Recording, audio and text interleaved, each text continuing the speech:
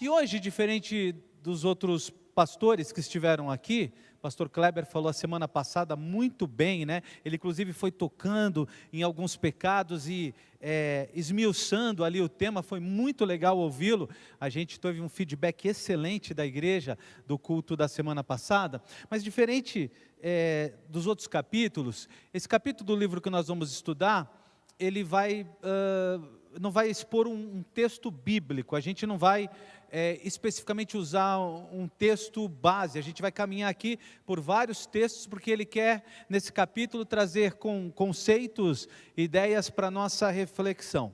Então começo aqui contando para você a história que o autor começa contando, que é a história de John Newton, um homem que passou um curto espaço de tempo na Marinha Real, na Marinha de carreira, mas logo ele se viu seduzido pelo ganho fácil e foi virar traficante de escravos. Então, se sentiu compelido por causa dos recursos, por ganhar mais, e foi para essa direção. Então, certo dia, ele trabalhando, né, nos navios como alguém comandando ali aquelas missões horríveis de capturar escravos, trabalhar com escravos, veio uma grande tempestade, esse navio balançou muito, o lugar onde ele estava ali no convés, ele tinha deixado há pouco tempo e um outro tomou o seu lugar, e essa pessoa que tomou o seu lugar foi jogada ao mar pela tempestade e morreu. Ao atravessar essa tempestade, ele começou a perceber que ele não tinha a mínima condição de sair dela se Deus não tivesse cuidado dele. Ele viu como sua vida era frágil e como naquele momento Deus havia cuidado dele, ele havia experimentado a graça de Deus, ele havia experimentado o cuidado de Deus. Não existe coincidência, ele estava lendo o livro de Thomas Kempis, A Imitação de Cristo, e a partir desse momento então ele coloca a sua vida diante de Jesus, ele se converte e depois ele vira pastor, faz teologia e ele escreve um hino que eu acho que você conhece, Amazing Grace ou Maravilhosa Graça em português, é o autor desse lindo hino muito conhecido. E quando ele chega na velhice, ele diz algo muito interessante, ele diz o seguinte na sua velhice: minha memória praticamente se foi. Entretanto, me lembro de duas coisas, que sou um grande pecador e que Cristo é um grande Salvador. Que sou um grande pecador e que Cristo é um grande Salvador, era a memória que ele ainda tinha no coração. O autor usa esse personagem para mostrar que pessoas marcadas pelo pecado, elas levam essas lembranças até o fim da vida. E eu vou usar aqui um outro personagem que você conhece bem, para que você entenda como o autor trabalha bem essa ideia. Saulo também foi alguém que antes de se converter, antes de virar Paulo, se envolveu com grandes, terríveis pecados. Você sabe que Saulo foi o perseguidor de Estevão, ele foi considerado um dos responsáveis, ou talvez o maior responsável pela morte de Estevão. Se você está com a sua Bíblia aí, capítulo 6 de Atos, capítulo 7, conta essa história. O 6, o Estevão pregando com autoridade. O 7, ele sendo morto pelo apóstolo Paulo. Já no capítulo 9 de Atos, olha que interessante, versos 1 e 2, é possível projetar aí? Sim, capítulo 9, versos 1 e 2, diz assim para a gente: enquanto isso, Saulo ainda respirava ameaças de morte contra os discípulos do Senhor.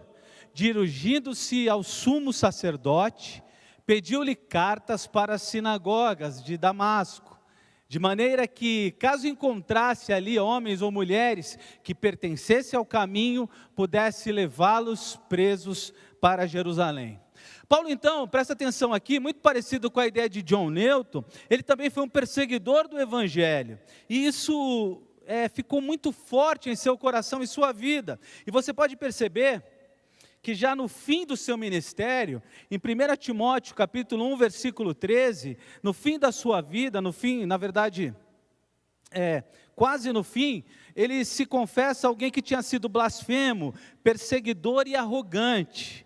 Ele consegue olhar para trás, perceber os pecados da sua vida, do seu coração, fazer um balanço na velhice e se diz tudo isso. Inclusive, no versículo 15, ele diz algo que eu acho fantástico vindo dele. Ele diz assim: dos pecadores sou o principal. Para algumas traduções, o maior. O apóstolo Paulo, então, muito parecido com o John Newton, ele se considerava um grande pecador. Ele se considerava alguém que tinha lidado com questões que marcaram a sua vida e o seu coração. Mas, da mesma forma que John Newton, ele sabia que tinha encontrado um grande Salvador. Ele sabia que tinha encontrado alguém que havia pago pelos pecados dele. E por que a gente começa por esse caminho? Agora acho que você vai entender melhor. Eu tenho certeza que a maioria de nós, diferente de Paulo e do John, a maioria de nós não tem lembranças de pecados tão agressivos, humanamente falando, tão complicados, que trazem consequências tão grandes. A maioria de nós não se identifica com Paulo ou com o John. Talvez você nunca tenha assassinado, traficado drogas, roubado, estuprado, adulterado. Talvez você olhe essa lista de pecados e pense assim: eu não tenho grandes pecados para me arrepender e grandes coisas para confessar. Mas aí, irmãos, aí está a armadilha. Essa facilidade que a nossa mente tem de categorizar pecados, de colocar valores em cima deles, de achar que determinado pecado ofende mais a Deus do que outro. Nós temos que lembrar que servimos um Deus santo e qualquer pecado, presta atenção nisso daí, qualquer pecado fere a santidade de Deus, não importa qual seja, não importa se grande ou pequeno. Qual é a diferença então em relação aos pecados? A consequência. As consequências são diferentes, mas com relação à santidade de Deus, nós não somos diferentes de apóstolo Paulo, que matou um cristão quando nós mentimos, por exemplo. Quando a gente fofoca. Posso fazer uma enquete aqui?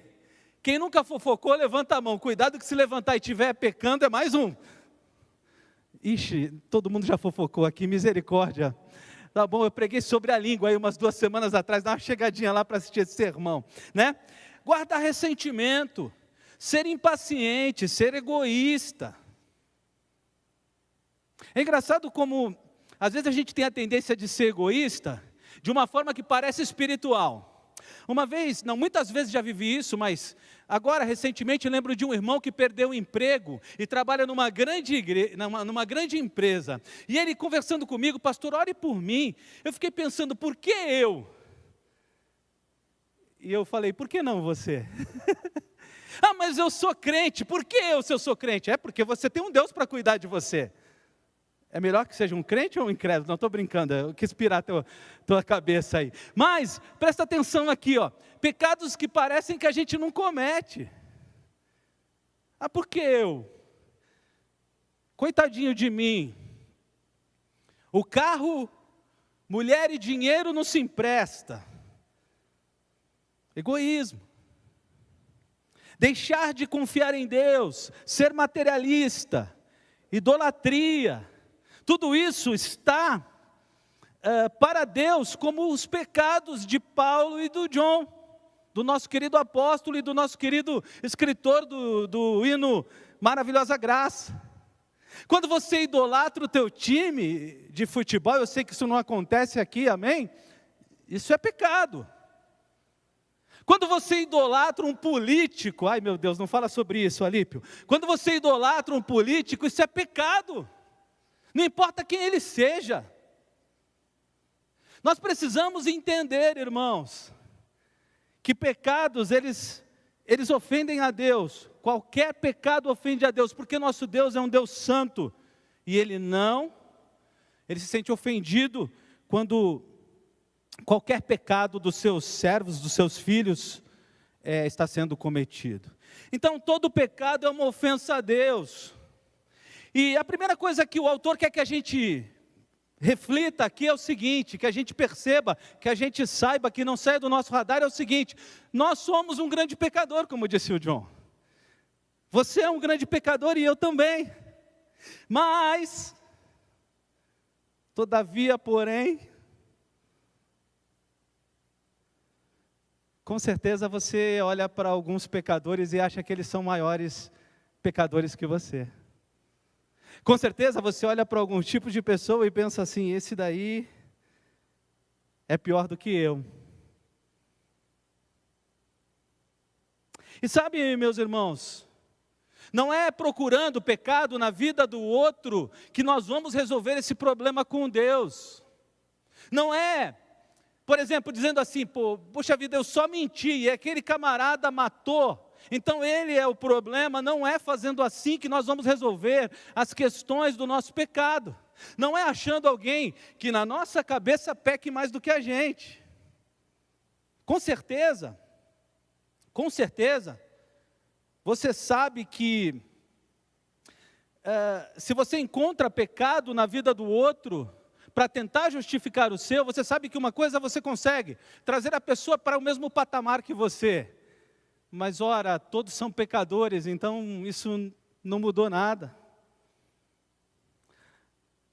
Eu me lembro que um irmão uma vez me contava que ele estava chateado com a família, porque numa conversa com o cunhado é tudo gente boa, né, irmãos? O cunhado disse que ele não prestava.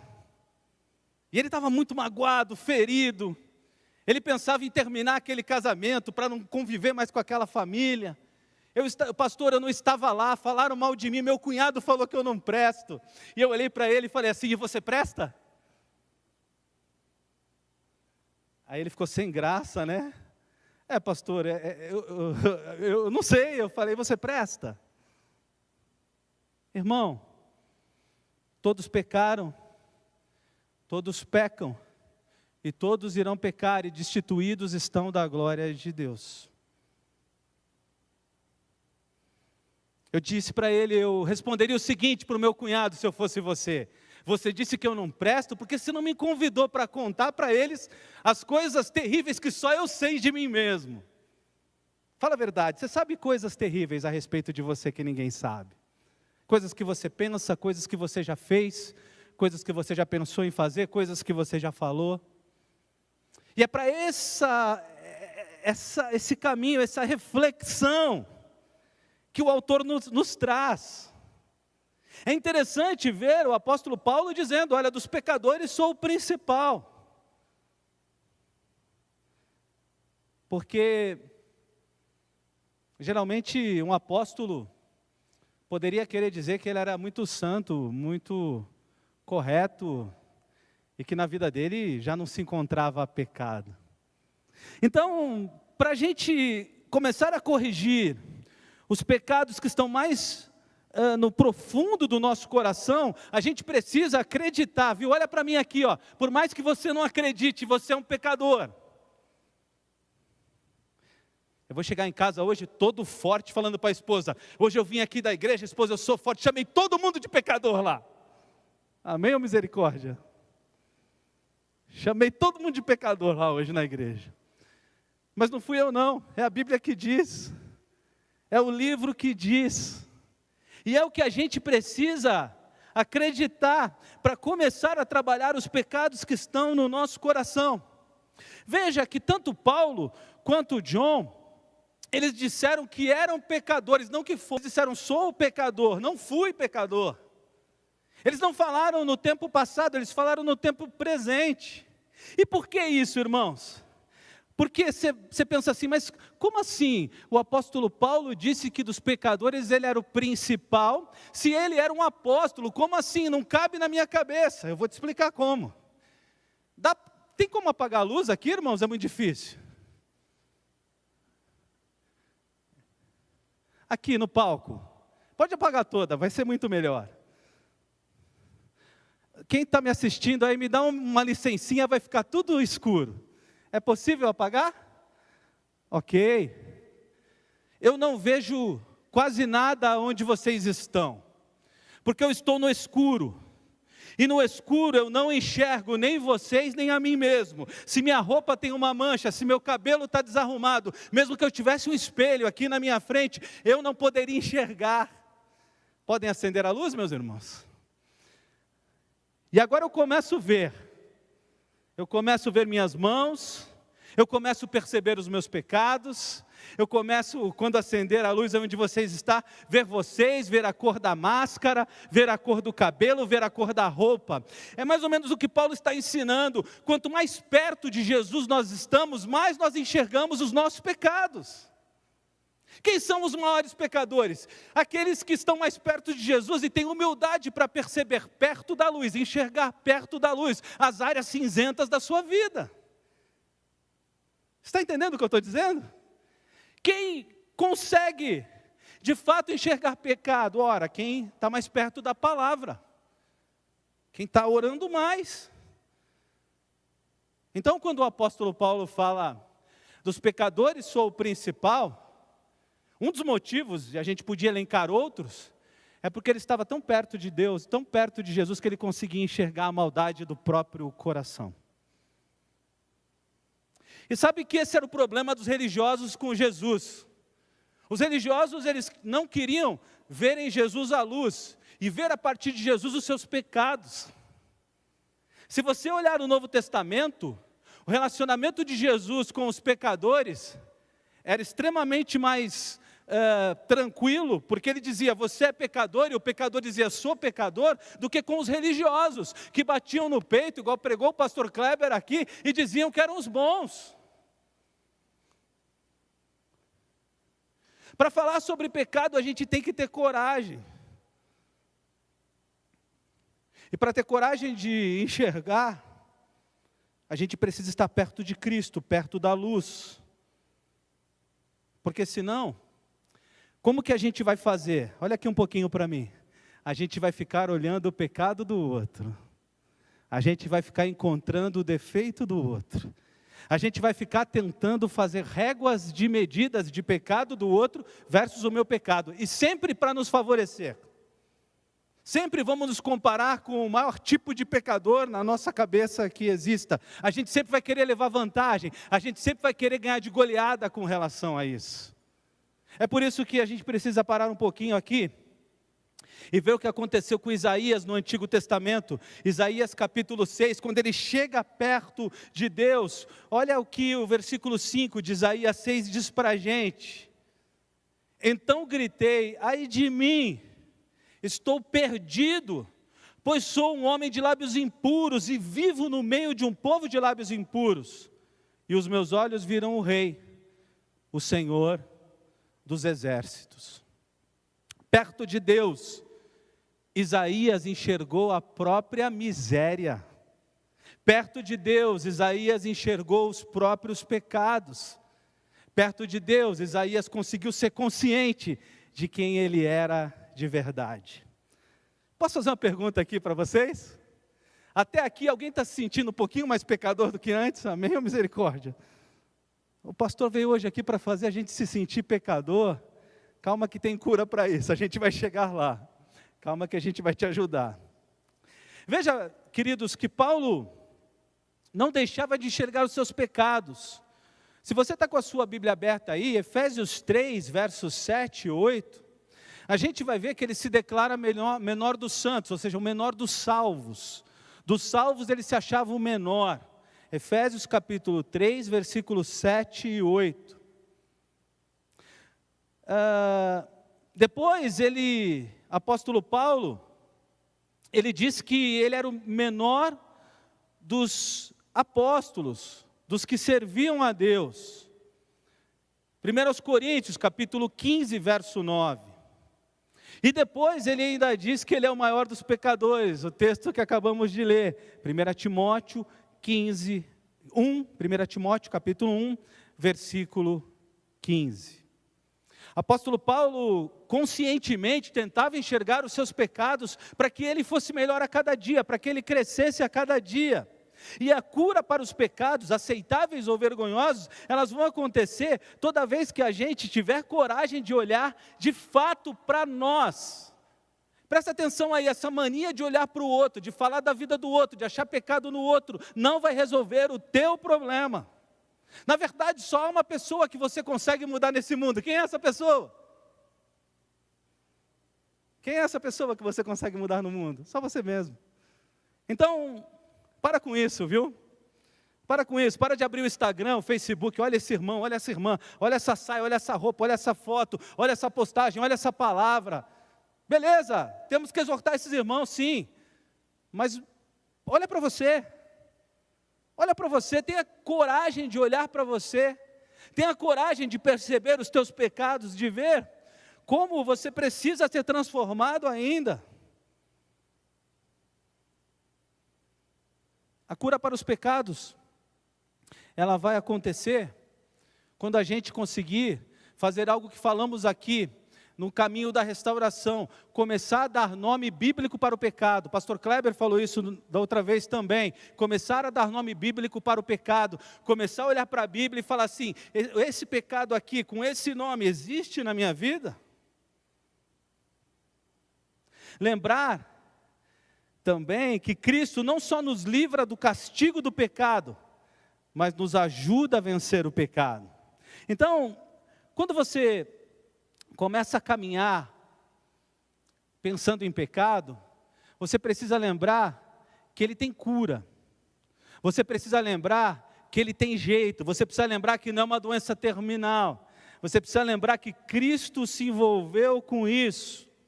E Cristo, ele não só cura a consequência do pecado, como ele traz cura para o pecado do dia a dia. O pecado não tem mais domínio sobre nós. E quando é que ele vai ter domínio? Quando nós não o percebermos. Ele vai nos dominar quando a gente não lutar contra ele, quando a gente não nomenclaturar, quando a gente não lidar com essas questões. E aí, irmãos, eu trago para vocês aqui 4 soluções, 4 áreas para você lidar com a sua vida em relação à cura do pecado, tá bom? Presta bem atenção aí. Quero trazer 4 verdades aqui que vão ajudar você, trazidas no livro pelo autor de forma muito legal. Trouxe alguma coisa aqui minha também e eu quero que você fique atento aí. A primeira, o evangelho é para pecadores. Muitos cristãos acham que o evangelho se aplica não só, se aplica àqueles que precisam ser salvos e não a crentes. Então eu já me converti, agora o evangelho precisa ser por mim usado apenas para salvar outro. O evangelho precisa apenas ser usado por mim para alcançar pessoas, mas na verdade o evangelho é para pecadores e nós ainda temos pecados a vencer. Então o evangelho de Cristo é para todos nós.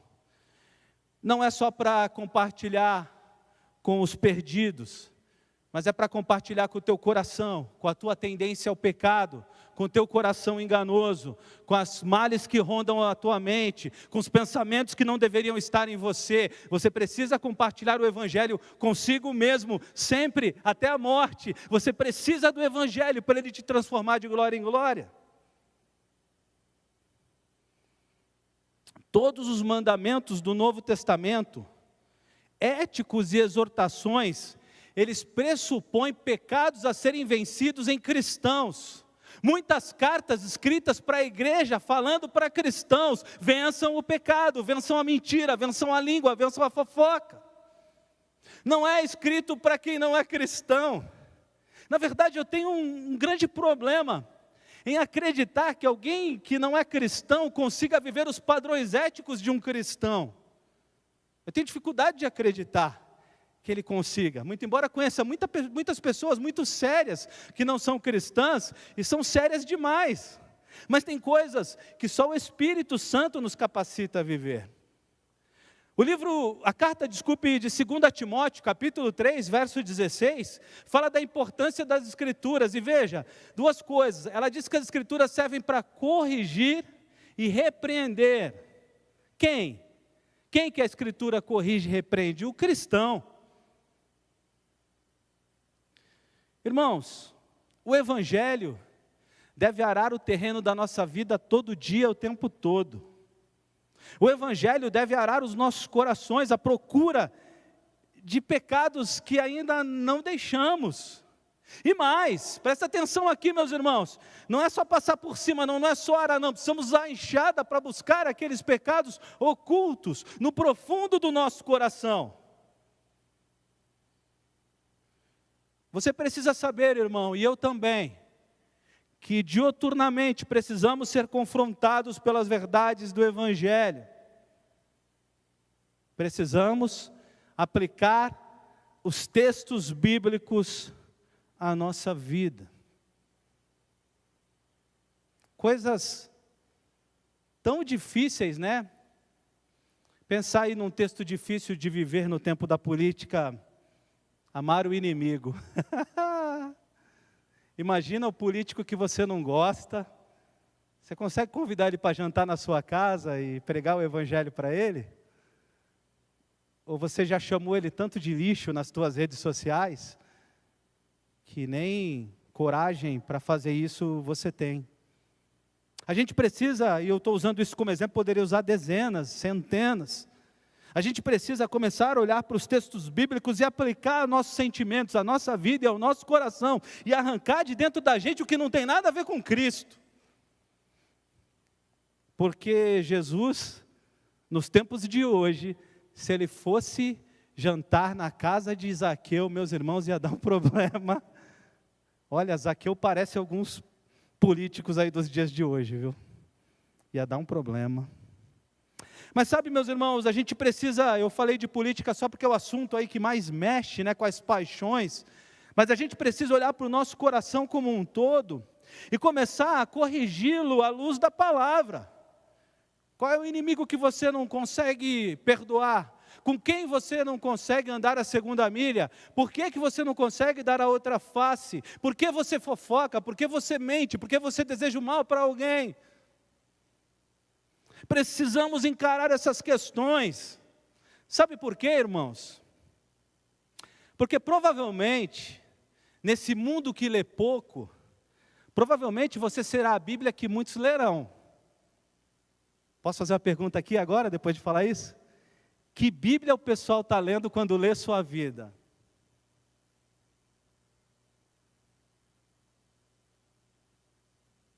Posso perguntar de novo? Que Bíblia as pessoas estão lendo quando leem a sua vida? O Evangelho é para pecadores, e esses pecadores somos nós. E a gente precisa começar a levar a sério os textos bíblicos que nos chamam a santidade, mas não uma santidade apenas aparente, a santidade que brota da vida e do coração, daquilo que pensamos, daquilo que sentimos. Se você teve vontade de matar alguém, alguém já teve? Ninguém nunca nem pensou em matar um corintiano aqui, não? E tantas outras questões que a gente vai colocando como pecados de segunda e terceira categoria, mas que a Bíblia nunca fez isso. A Bíblia sempre chamou o povo de Deus para buscar santidade em todos os princípios apresentados pela Bíblia e por Jesus. A Bíblia nunca categorizou os pecados. Segunda verdade, o Evangelho me liberta para encarar o pecado. Então, eu falei tanto de pecado que você deve estar pensando assim: pastor, eu vou sair daqui culpado. Quem pensou isso, pode levantar a mão, eu vou ficar tranquilo. Legal. Mais alguém? Legal. Quem mais? Pastor, eu vou sair daqui, eu não sei se nem consigo levantar daqui hoje. Então vamos resolver esse problema. Vamos resolver agora esse problema. O texto bíblico, irmãos, ele não serve apenas para mostrar o pecado, mas ele traz solução. O Senhor nos traz solução.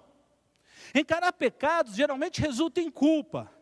E se nós nos sentimos culpados, estamos certos ou errados? Está certo ou errado sentir culpa? Certo ou errado? Somos culpados. Então, você se sentiu culpado? Ok, você é, mas espera aí. Eu tenho uma boa notícia para você. Se creio, consciente ou inconscientemente, que sou culpado de alguma coisa, eu tento me preservar disso. Há uma expressão na psicologia que eu gosto muito. Alguns psicólogos dizem o seguinte, que de duas dores nós escolhemos a que dói menos. Então, entre falar que eu sou pecador e lembrar dos meus pecados, sentir culpa e negar e ficar tranquilo com a minha consciência, qual é o caminho que eu escolho naturalmente? Negar, achar outros culpados, outros pecadores maiores do que eu para tentar resolver os problemas do meu coração. Mas aí que está, se você estiver resolvendo os problemas do seu coração assim, por exemplo, negando os pecados, você não vai vencê-los. Você vai ficar no looping de culpa em culpa. De vez em quando você vai se esquecer, outras vezes, sou pecador, mas não quero falar sobre isso, não quero pensar isso, vai ficar sublimando e não vai resolver. Se você está tentando resolver achando outros pecadores não espiam o teu pecado. Entenderam o que eu disse aqui? Outros pecados não espiam o seu pecado. Então, irmãos queridos, essa negação, ou essa ideia de trazer outras pessoas para o cenário não vai resolver. O que resolve? O que resolve? É a certeza de que Jesus pagou por eles. É a certeza do está consumado. Tetelestai. Está pago, totalmente pago, você não deve mais nada. Então, como é que eu resolvo o problema do pecado? Eu encaro de frente, até aqueles que eu acho pequenos e não são pequenos, eu encaro de frente, mas eu encaro de frente com armas, municiado, forte, com armas para vencer a minha culpa. E quais são essas armas? Jesus morreu por mim, o sangue dele foi derramado na cruz do Calvário pelos meus pecados, está consumado, estou remido, por isso eu posso enfrentar esse inimigo. Não poderíamos enfrentar sem essa certeza. Sem essa certeza, nos jogaríamos no chão, nos destruiríamos. Mas o Evangelho que fala dos nossos pecados tem remédio para eles. E aí eu quero, antes de continuar, pensar em pecados que às vezes você acha que não são, né? Autocomiseração. Alguém aqui reclama demais? Amém ou misericórdia? Alguém aqui se queixa, se vê como vítima em tudo e vítima da sociedade? Esse é um pecado que ninguém dá muita atenção, né? Mas quem reclama contra tudo está reclamando contra Deus também. Um outro pecado que é engraçado como a gente não dá muito valor, né? Esses dias a minha esposa desceu a serra e foi sozinha resolver umas questões, ela foi no litoral e subiu, eram umas 9 horas da noite. E uma pessoa ficou lá no litoral, desesperada, arrancando os cabelos, preocupada, disse que não ia dormir à noite se minha esposa não dissesse que chegou em casa. O que é isso? Se não falta de confiança em Deus. Se não falta de ter certeza de que Deus é Senhor e cuida. Se não é falta de citar o Salmo 23, ainda que eu ande pelo vale, e minha esposa não estava no vale da sombra da morte não, mas ainda que eu ande pelo vale da sombra da morte. Sabe, irmãos, eu fico pensando em Pedro, qual foi o pecado dele, quando ele começou a andar nas águas? Qual foi o pecado dele? Desconfiar. A gente brinca com Pedro, afundou, a gente afunda o tempo todo. Porque a gente pensa que pecados pequenos, ou que parecem pequenos, desculpe, podem ser cometidos, não tem problema, mas tem sim. E para enfrentar essas coisas, a gente usa textos como o de Isaías 53, versículo 6, que diz assim: todos nós, como ovelhas, nos desviamos, cada um de nós se voltou para o seu próprio caminho, e o Senhor fez cair sobre ele, Cristo, a iniquidade de todos nós. Para enfrentar os meus pecados, eu tenho que estar firme na certeza de que eles estão pagos. Esse conceito de graça, ele é muito difícil para a gente. Quer ver? Vamos supor que eu pegue esse celular e fale, ele é seu. Pode pegar. O que você vai pensar? Você vai pensar assim, por que ele está me dando esse celular? Alguém pensaria isso? Será que está quebrado? Será que é uma pegadinha? Será que ele vai espionar a minha casa quando esse celular chegar lá? Se eu pegar o meu carro, vamos ali na garagem, agora esse carro é seu. O que você vai pensar? Será que está quebrado? É roubado? Não, fiquem tranquilos, irmãos. tem que pagar o IPVA, eu vou pagar o IPVA, depois ele vai pegar de volta. O conceito graça, o conceito receber, não está firmado no nosso dia a dia e nem no nosso coração. O favor imerecido, o Deus que se entrega por nós. Aí, gente, as coisas estão conectadas, a gente não confessa pecado, a gente não é sincero, porque a gente não entendeu a graça, a gente não tem essa certeza toda de que a gente está perdoado. Isso não entrou na nossa vida e no nosso coração. Então, toda vez que eu for enfrentar os meus pecados, eu tenho que lembrar a frase do John. Lembram a frase do John? Eu sou um grande pecador, mas eu tenho um grande Salvador. Sou um grande pecador, mas tenho um grande Salvador. E quando eu for enfrentar os meus pecados de frente, eu tenho que lembrar que Deus não está contra mim, mas comigo. Ele entregou a vida por mim e me ajuda a enfrentar o meu pecado. Foi Ele quem foi à cruz no meu lugar e que caminha na minha direção para resolver as questões comigo. Depois você dá uma lida aí em Romanos 8:31, que não vai dar tempo de ler aqui agora. E quando a gente lembra que o próprio Deus pagou pelo meu pecado, isso nos traz encorajamento para falar a verdade para Ele, confessar, e também o nosso coração se torna grato. Apóstolo Paulo, ele dizia em Gálatas capítulo 2, versículo 20, algo muito forte. Ele dizia o seguinte: a vida que agora vivo no corpo, vivo-a pela fé no Filho de Deus, que me amou e se entregou por mim. Veja como ele encara a morte de Cristo de forma pessoal. Morreu por nós? Não, morreu por mim. E isso com certeza encorajava o apóstolo Paulo a vencer, a lidar, a encarar os seus pecados. E eu termino, irmãos, te encorajando a lidar com essas questões como o autor faz. Ele dá o exemplo dele, claro que você pode achar o seu jeito, mas o autor, ele disse que ele encara o pecado pregando a ele mesmo todo dia. Então, ele disse que todo dia, ele não começa o dia dizendo bom dia para ninguém. Ele começa o dia falando: Deus, muito obrigado por esse dia, está aqui um pecador querendo viver um dia de santidade. Alguém aqui já fez uma oração assim? Ele estava preocupado. No coração do autor e no nosso coração, precisa estar no nosso radar essa vontade de viver uma vida de santidade. Ele começava o dia então falando com Deus, dizendo: está aqui um pecador que quer viver um dia santo, um dia na tua presença. Senhor, se eu pequei ontem, se eu pequei antes de ontem, alguma coisa por ação, por palavras, por pensamento ou por omissão, me faz lembrar que eu quero consertar isso contigo. Alguém aqui já fez essa oração? Senhor, me faz lembrar dos meus pecados que eu não pedi perdão, para eu consertar essas questões contigo. Você já fez essa oração? Me faz lembrar, Senhor. A gente às vezes quer lembrar tantas coisas, mas está aqui algo importante para lembrar. Se ao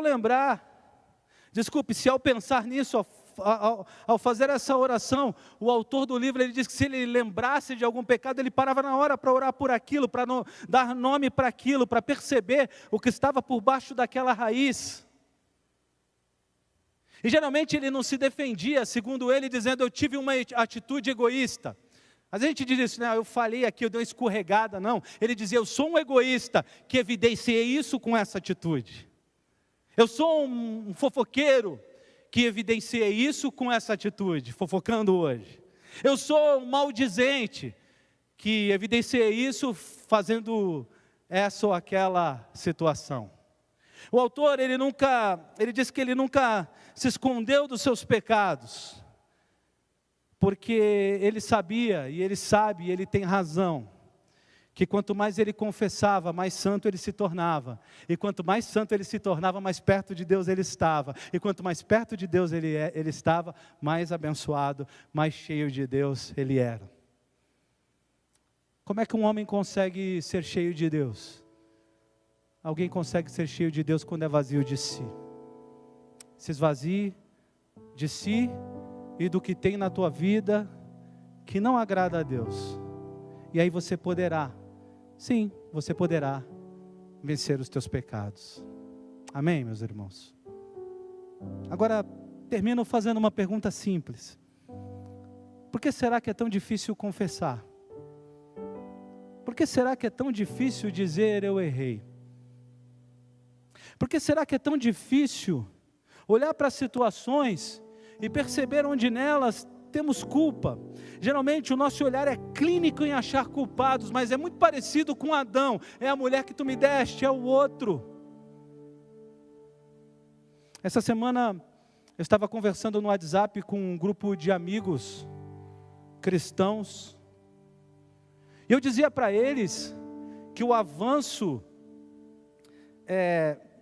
dessas pessoas que estão querendo destruir a família, a família tradicional, o avanço dessas ideias malucas, ela não tem a ver só com a política, ela tem a ver com os pastores, do qual eu me incluo, que deixaram de discipular os jovens. Ela tem a ver com os crentes, que são vocês, que deixaram de investir tempo na juventude e nos adolescentes. Eles foram para as faculdades totalmente despreparados, e eles pegaram os nossos filhos, pegaram os nossos adolescentes lá.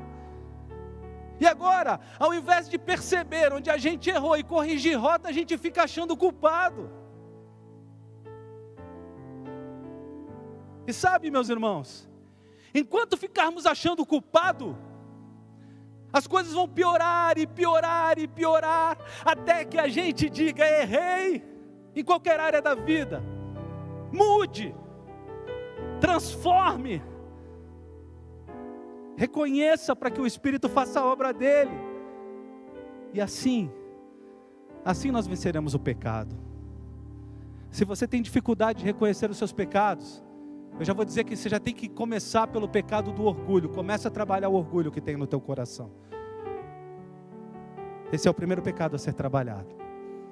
Que Deus nos abençoe e nos ajude a ser santos de Deus.